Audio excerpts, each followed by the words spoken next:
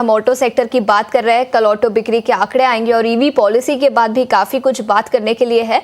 तो auto sector पर चर्चा करने के लिए हमारे साथ जुड़ चुके हैं एलकेपी सिक्योरिटीज के अश्विन पाटिल। अश्विन जी, गुड आफ्टरनून। बहुत बहुत शुक्रिया समय निकालकर ईटी नाउ स्वदेश पर जुड़ने के लिए। सबसे पहले ईवी पॉलिसी की ही बात करते हैं। दिल्ली में जब से कल दोपहर को वो अनाउंस हुआ है, कई सारे स्टॉक्स में एक्शन दिखा है। ओला इलेक्ट्रिक, एथर एनर्जी जैसे स्टॉक्स तेजी के साथ कारोबार कर रहे हैं। और ईवी इकोसिस्टम की बात करें तो एक्साइड इंडस्ट्रीज जैसे कुछ स्टॉक्स में भी अच्छा खासा एक्शन नजर आया। आपका व्यू इस पॉलिसी पर और किस तरह से रियल ऑन ग्राउंड इम्पैक्ट अगले कुछ महीनों में होता हुआ नजर आ सकता है? जी देखिए, कैसे कि ईवी का पेनिट्रेशन अभी इंडिया में काफी लो है। जैसे टू व्हीलर्स में अबाउट 5 to 6% है, पैसेंजर व्हीकल्स में अबाउट 1 to 2% है। तो गवर्नमेंट की कोशिश तो यही रहेगी कि जितना ज्यादा पोल्यूशन कम कर सके उतना they are trying to do that. जैसे दिल्ली में सबसे ज्यादा पोल्यूशन है तो वहां से वो लोग शुरुआत कर रहे हैं।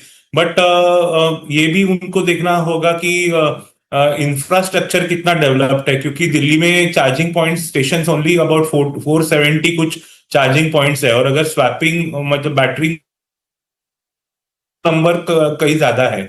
बट फिर भी वो इतना काफी है क्या, वो देखना होगा कि इतना जल्दी जो जिस पेस से वो लोग ये अनाउंस कर रहे हैं और इम्प्लीमेंट करने की घोषणा की है उन्होंने, तो वो उतने जल्दी जैसे ऑटोज, थ्री व्हीलर ऑटोज के लिए और वो लोग ने जैन 27 किया बोला है, और टू व्हीलर्स के लिए अप्रैल 28 बोला है। तो इतने जल्दी वो चार्जिंग इंफ्रास्ट्रक्चर उनका रेडी है कि नहीं, वो देखना है। ये एक पॉइंट रहा। दूसरा, कैसे कि दिल्ली का जो कंट्रीब्यूशन है टोटल इंडिया के ऑटोमोबाइल और टू व्हीलर्स सेल्स में, वो अबाउट 3% है। तो वो भी कुछ इतना कम नहीं है। जैसे दिल्ली का हम कंसिडर कर रहे हैं, वैसे बाकी स्टेट्स में, बाकी सिटीज में भी ये चीज इंप्लीमेंट हो सकती है। तो हमें देखना है कि ये इलेक्ट्रिक व्हीकल का जो पेनिट्रेशन है वो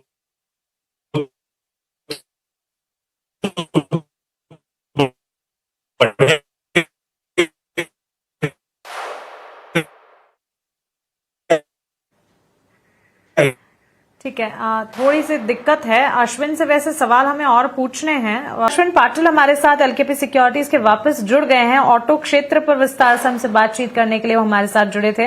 अश्विन, संपर्क आपका टूटा था लेकिन वापस से आप रिकनेक्ट हुए, thanks for that.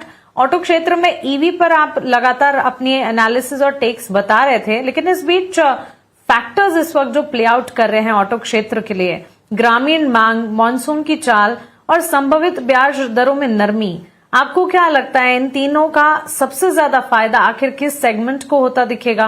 Passenger vehicle, two wheeler या फिर कमर्शियल व्हीकल? देखिए, अभी जैसे बारिश का डेफिसिट था ये साल, ये महीने का अबाउट 42% डेफिसिट था for the month of June. लेकिन अगर आप जून को कंसिडर करते हैं तो पूरे मॉनसून का सिर्फ 19% बारिश जो है वो जून में होता है। इसलिए अब जो एक्सपर्ट्स है, ऑटो एक्सपर्ट्स है या फिर जो मॉनसून एक्सपर्ट्स है, they are not that much worried. लेकिन अभी July is going to play an important month, क्योंकि उसका 32% बारिश जो होती है वो जुलाई में होती है पूरे साल की। तो जुलाई अगर काफी अच्छा जाता है तो ये सब ऑटो कंपनीज के लिए बेहतरीन माना जाएगा। लेकिन वरीज तो है डेफिनेटली, क्योंकि ये साल का जो मॉनसून एक्सपेक्टेशंस है वो आईएमडी ने जैसे 90% बोला है, स्काईमेट ने बिलो 90% बोला है। तो ये जो है that is definitely going to cause a worry, क्योंकि कहीं ना कहीं तो डेफिसिट होगा, क्योंकि जून में इतनी भारी मात्रा से डेफिसिट है। तो इसकी वजह से मेरे ख्याल से जो ट्रैक्टर कंपनीज हैं उन पे इम्पैक्ट आएगा। देखिए, अभी जून में इतना इम्पैक्ट नहीं दिखेगा, लेकिन जुलाई अगस्त सितंबर जो Q2 बोलते हैं, उनको उस क्वार्टर में ट्रैक्टर कंपनीज पे इम्पैक्ट आ सकता है। अगर मॉनसून अच्छा नहीं रहा, अगर जुलाई में ही अगर खराब रहा, तो आगे का तो मतलब it will set a negative tone for the tractor segment.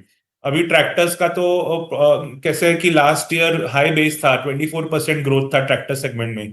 अभी जैसे महिंद्रा महिंद्रा और बाकी जो कंपनीज है उन्होंने कहा है कि 1 to 2% kind of growth expected है। तो अगर बारिश खराब होती है तो उससे भी कम, लाइक नेगेटिव ग्रोथ हो सकता है ट्रैक्टर सेगमेंट में। सेकेंड जैसे है टू व्हीलर सेगमेंट है, तो टू व्हीलर में चलिए जैसे हीरो मोटोकॉर्प है उसका 40 से 50% जो वॉल्यूम्स है वो रूरल मार्केट से आते हैं। तो अगर रूरल मार्केट्स में समझो बारिश अच्छी नहीं रही तो that stock is also going to get impacted. And जैसे बाकी अगर बात रही तो बजाज भी काफी अभी उन्होंने भी रूरल में काफी स्प्रेड किया है तो that will also get impacted. Overall two wheeler sector will get impacted, tractors will be getting impacted negatively. अभी इंटरेस्ट रेट्स का वगैरह अगर बात होती है तो इन्फ्लेशन अगर बढ़ता है तो इंटरेस्ट रेट्स भी बढ़ेंगे।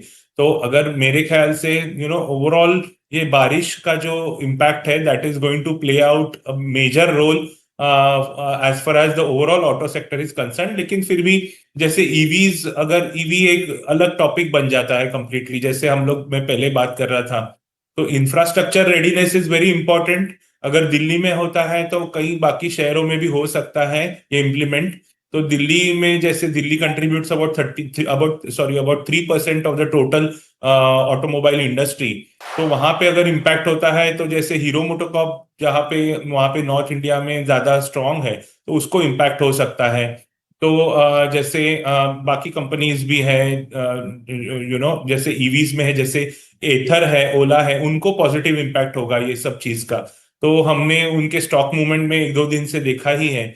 जैसे एथर में तो Ather is very strong in South India and they are expanding very well in other regions, जैसे मिडल इंडिया है, नॉर्थ इंडिया है। तो वहां पे उनको फायदा होगा सब जगह पे, जैसे ये कंपनीज हैं उनको फायदा होगा। तो मेरे ख्याल से अगर ओवरऑल ऑटो सेक्टर देखा जाए तो ये साल जो आइस कंपनीज हैं उनके लिए थोड़ा सा नेगेटिव हो सकता है। ईवीज के लिए, ईवी सेंट्रिक जो कंपनीज हैं उनके लिए पॉजिटिव हो सकता है। उसमें भी अगर देखा जाए तो ट्रैक्टर्स और टू व्हीलर्स के लिए हमें जी देखना होगा कि जुलाई और अगस्त का मानसून कैसा होता है। सो डिपेंडिंग ऑन दैट एक बिल्कुल क्लियर बिल्कुल व्यू। Ashwin ji, absolutely, thanks for that take. हमारे साथ जुड़ने के लिए भी आपका शुक्रिया। ऑटो सेक्टर के लिए अगला बड़ा इमीडिएट ट्रिगर तो ऑटो बिक्री के आंकड़े ही हैं जो कल आने वाले हैं। सालाना आधार पर पैसेंजर और टू व्हीलर सेगमेंट में 258% ग्रोथ का अनुमान हम एक्सपेक्ट करके चल रहे हैं। कमर्शियल व्हीकल में